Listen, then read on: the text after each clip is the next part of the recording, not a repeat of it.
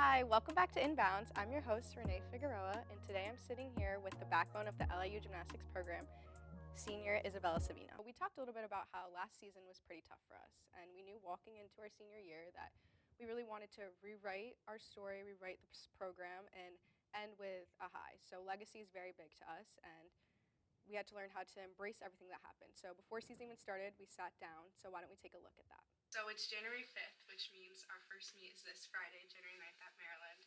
And how are you feeling kind of going into that?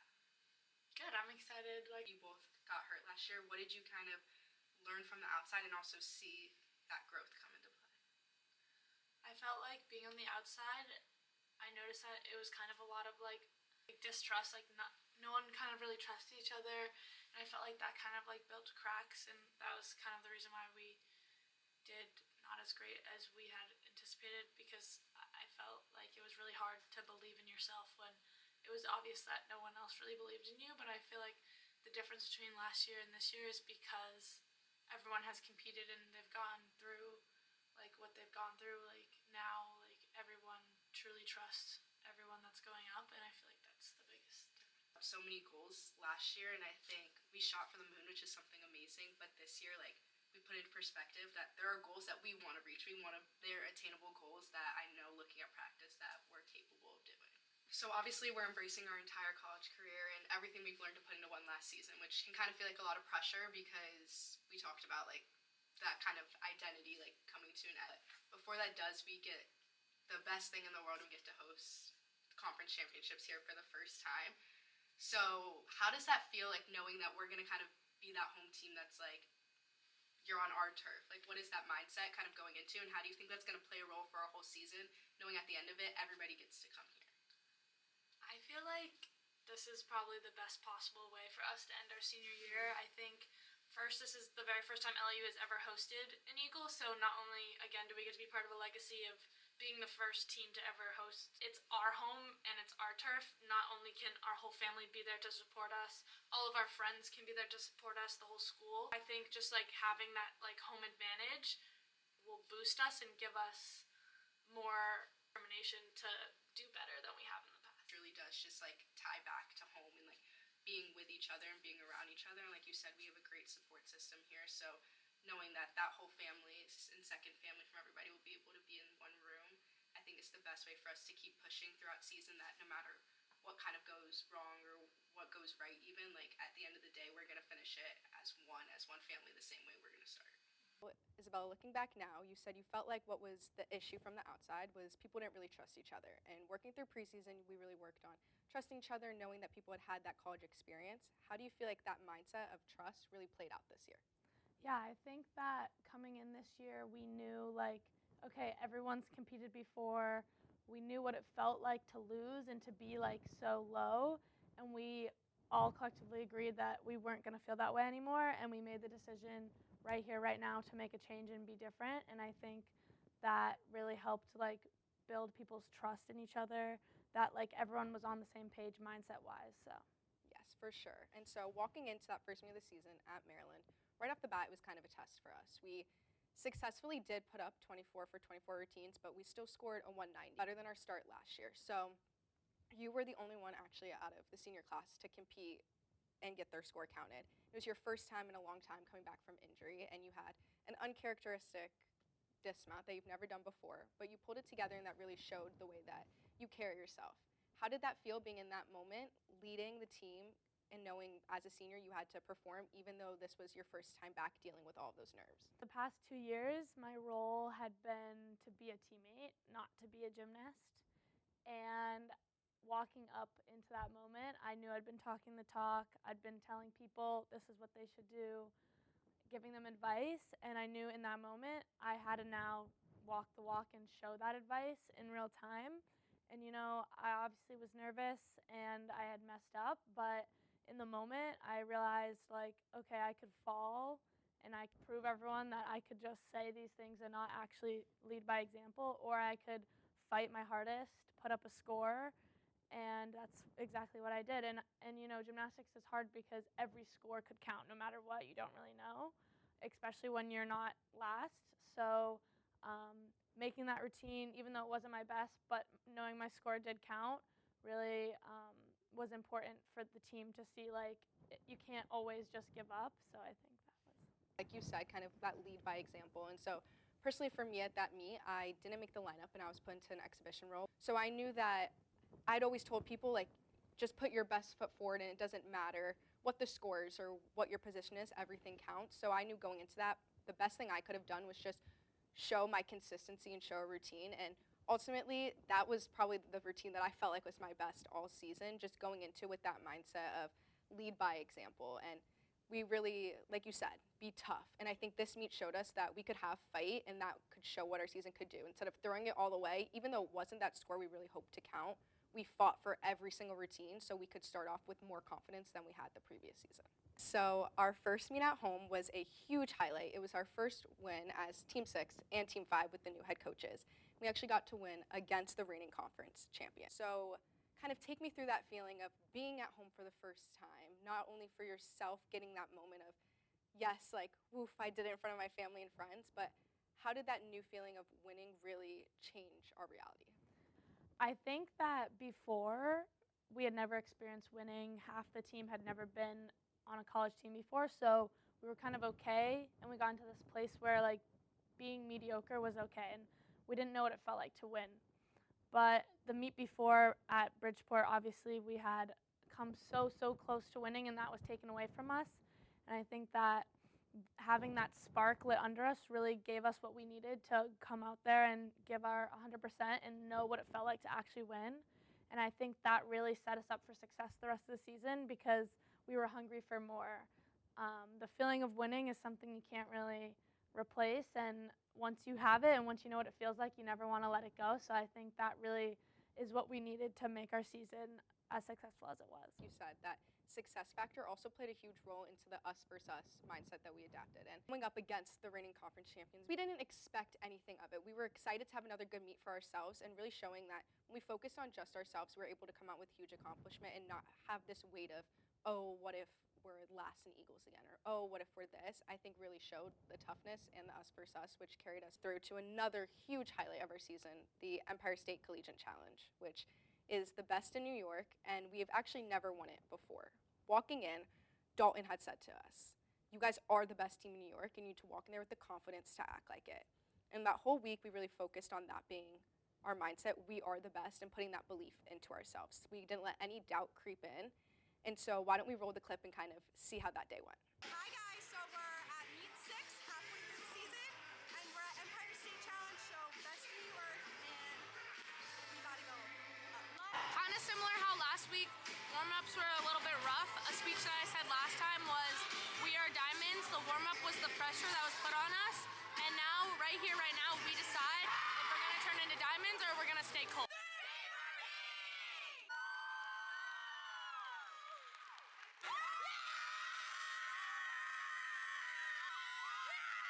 Before I said it was our choice if we were going to be diamonds or not, and we were fucking diamonds today. So watching that, going back to that difference maker of trust and becoming diamonds, how were you able to see that in that competition? Yeah, so fortunately enough, we were able to start on a bye. So there's 6 teams, so obviously there's only 4 events, so 2 rotations of just nothing. And in that first bye rotation, I had said that we can choose to be diamonds. And the pressure had been put on us, and it's your choice to walk up there and show I'm a diamond and prove that to not just yourself, but the judges and everyone else. And Alina went up there, very first person of the entire meet for us, and she did that. She is always the first person I think of when I think of a diamond. She's the epitome of, I'm going to make this routine no matter what happened to me before. And I think her starting us off with a 9.85, and then not just her, but every other person snowballing into that floor party of getting above a 49 really allowed us as Team 6 with a new head coach to be like, wow, we can get a 49. Because obviously we had never done that before. And I think the floor group being able to give us that high score first event allowed the other 3 events to realize if they can do it, so can we. And I think that really set us up for success. You said, watching that floor party start, it was an energy that was contagious, and we wanted to carry it throughout the entire meet. you brought up how we had 2 buys where you kind of have nothing, and we really worked in those 2 buys to keep up our energy. We kind of had a little bit of a dip on Vol, and we had to decide in that moment, are we going to pull back and tell ourselves and keep believing that we can be the best team, or are we going to let ourselves go back to that mindset that we struggled with when we were Team 5? So I think ending on beam, we really had to take, and personally for me, take that trust factor that I had in everybody else and know, okay, here I am stepping up for the rest of my team.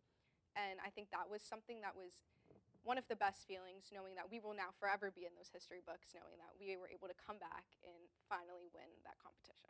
So after such an amazing few weeks and some great highs, obviously now we're almost at meet 7. So our body's starting to get tired, we're starting to mentally struggle, and it kind of gets a little bit hard and our energy starts to dip. We take a trip, our first travel trip, to SEMO, where our coaches used to coach at, and they did college there, and it was something that was incredibly sentimental to be a part of. However, our performance was not the best. We ended up falling short and not succeeding to our full potential. How do you think we were able to take this struggle and keep moving forward rather than send ourselves back into that losing mindset? Yeah, I think it's really hard to lose at a meet that meant a lot to someone that you care about, because obviously you want to do good for that person, and our 2 coaches had competed in Missouri, and our head coach had lost her career there. So I think it's really hard to like face that. And I think after the meet, all of us kind of collectively decided we don't want to feel like that anymore. And after winning and having all these record-breaking seasons so far, it is normal to have a dip in your season. You can't always be perfect. But I think the difference between last year and this year in that we were able to like dig ourselves out of that because we knew what it felt like to win, because every single one of us knew that we were here to make a difference, to change what had happened before. And I think that really stood out to everyone, and as you see in the rest of it. Like you said, it's kind of hard to lose at a meet that feels so important, and to also allow yourself to embrace those struggles. At that meet was the first time I really had felt anxiety again in my career being here, and I started to let it take control of me, and then I was able to take a look around and realize how lucky I was to be in the position to do the gymnastics. At that meet, we got to have all of our seniors together, and not everybody was able to do a routine. And I think that was something where I finally put in perspective, like, I'm here in the present now, and what can I do as a teammate, even though I am contributing, but to help bring that happiness back. And I think we were able to walk away, and our coaches, even though score-wise we didn't do our best, they walked away with a newfound, like, heart and felt healed almost, because we were able to take our energy and still create a happy ending. So keeping that, how we said, like those emotions, we went into senior night, and senior night was absolutely amazing. It was one of the sweetest things. So why don't we take a look at that before we talk about it? Hey guys, we're here at our senior night. So this is the last time in the regular season that we get to compete in Pratt. This is really special because all of our friends and family will be here to support us and celebrate us one last time here in Pratt. And we just watched our senior video as a team, and it was so sweet. And everybody put little senior touches out for us. They made us banners, and they made us hand-painted things and decorate our locker room. So we're just really excited to all be together. And like we talked about, the first time we ever sat down on the camera was we just wanted to be happy and healthy. And today, all 5 in grad year are competing. And that's just a very special moment because everyone worked really hard to get to this point where they were able to do a routine on a competition floor. So we're super excited to spend this day all together. And yeah. That night felt so incredibly special.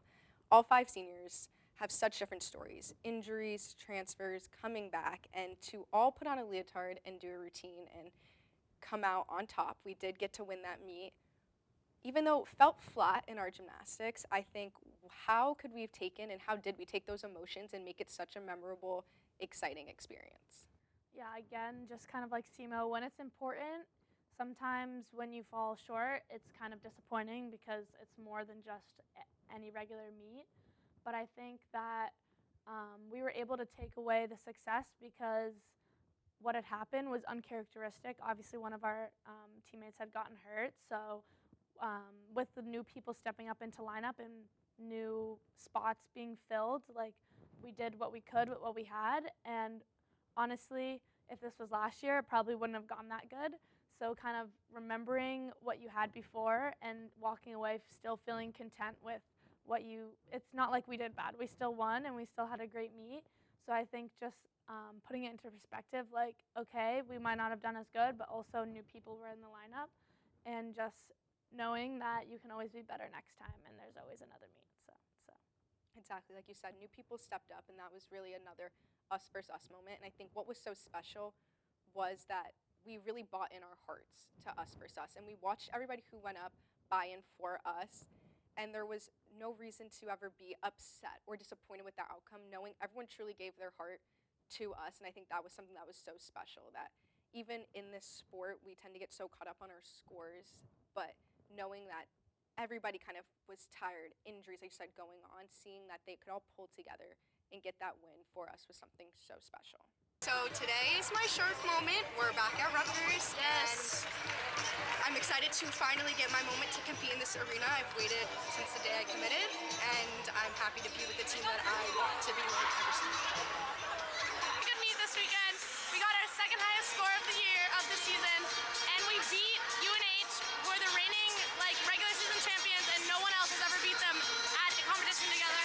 And we were the first, so happy, and we'll see you next. For me personally, I have a lot of history at Rutgers, and I had to work really hard. And like I said, at SEMO was the first time I saw the anxiety, and I kind of did begin to doubt myself and not be the lead by example that I wanted to be in the weeks before. And it was something that was really difficult for me.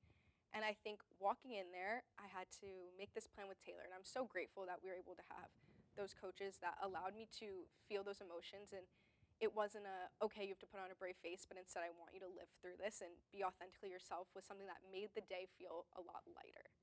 So knowing that when we got there, we were going to be able to go up against UNH, which they had won the conference for the regular season. No team had ever beat them.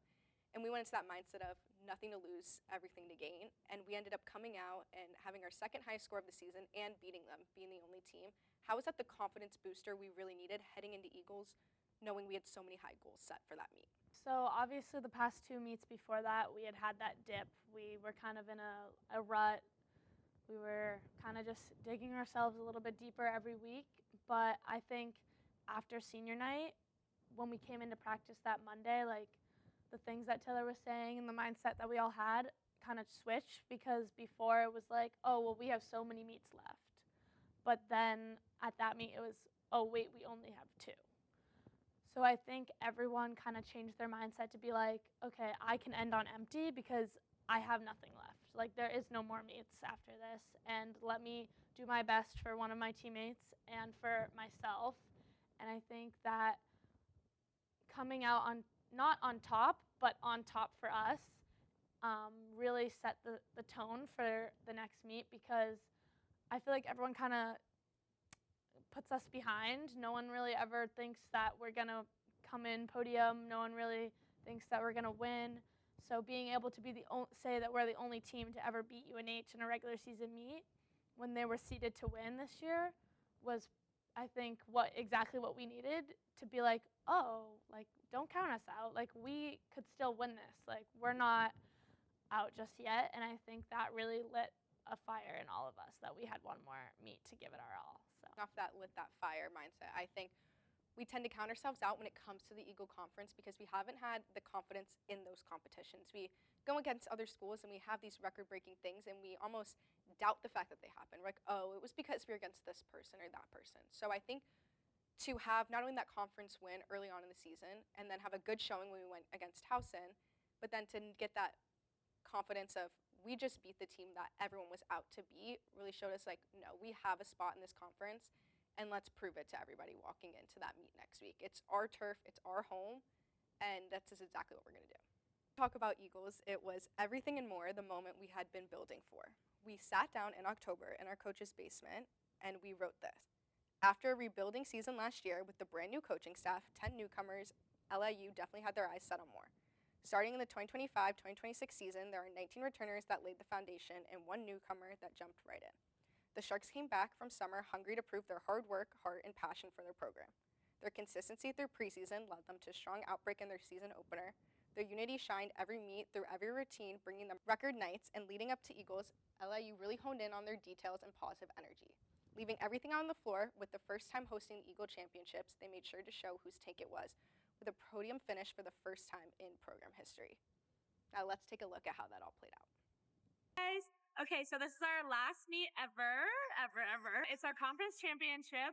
So we're in the Eagle. So Temple, Towson, GW, us, New and Hampshire. UNH. So the 5 of us are competing today, and whoever wins the whole conference. And we're really excited.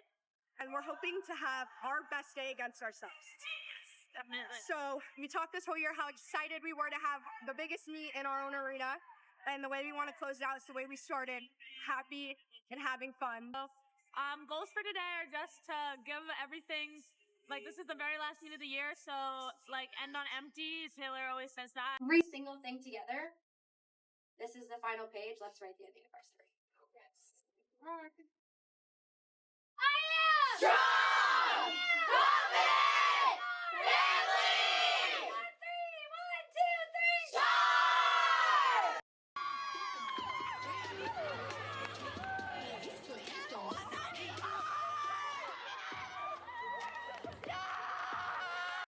Never come down the rest of this at the 49.07 mark.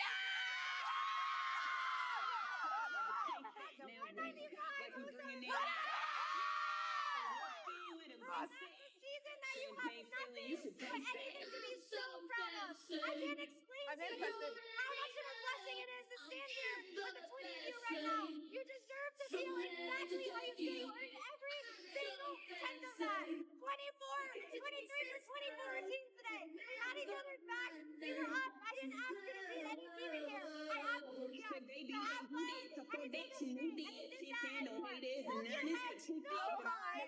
She did that. That was something we will 100% remember forever. And I think before we talk about the success of that night, it is so important to talk about the work that went in. And honestly, that week was definitely tough. I think for me personally, I was feeling the end of the career. I had aches and pains like I never had before, and I was really about to choose the easy way out and say, no, like I succeeded, I did my meet at records, I'm done. But the fact that I was able to work through that and I knew we had built so much up to this one moment. And I think part of me might have been afraid of what if we fell short. And I was like, I don't want to be the reason why. But knowing how much trust and belief everyone had in me made me want to continue. For you, I've said this before, but you were the backbone of this program. We went into warm-ups and you were alternate on vault. You unfortunately did get hurt in that warm-up, and I think that's when everyone counted you out because of how severe that fall was. But why don't you take us through and show us how you didn't count yourself out? Kind of similar to the very first meet, I had been talking the talk the past 2 years. I'd been telling people all these things of how to handle yourself, how to handle situations like this and any other. And when Taylor had asked me who I was dedicating my meet to, I dedicated it to myself because I'd never competed at Eagles. So falling, and kind of thinking I was done, Sarah, our athletic trainer, was like, don't count yourself out. You can still compete. And luckily, our team doctor was there to give me a lidocaine shot. And after that shot, I showed up 5 minutes late to bar warm-up, but I did my warm-up, and I wasn't going to let any other person take my spot because I knew that my team needed me. And I knew that this was the last time I'd ever be able to compete. So I think that I have a lot of injuries that allow me to be tougher than most people. So I think that being able to show myself that I could do it regardless of what has happened to me or what currently had happened to me really set me up for success in my routine and allowed me to support my team and be there for them as a gymnast this time. So definitely, I think that was something amazing to watch, and it really had everybody else that might have been doubting themselves have a new, this is who I'm stepping up for. If she's going to step up and do it for us, we're going to do it for her, and we're going to be there. Going to that bar rotation, talk to me about how that all went and how you were mentally handling kind of that pressure. When we circle, there's always one person that kind of gives a talk and leads the bar group, and that has been me this whole year. I break. I always say something. In the past couple of meets, bars had been building up to something. We had been proving ourselves in practice. We've been proving ourselves at meets, and we were no longer at the lowest scoring event because all through last year, if you were looking at anything to go wrong, it was bars.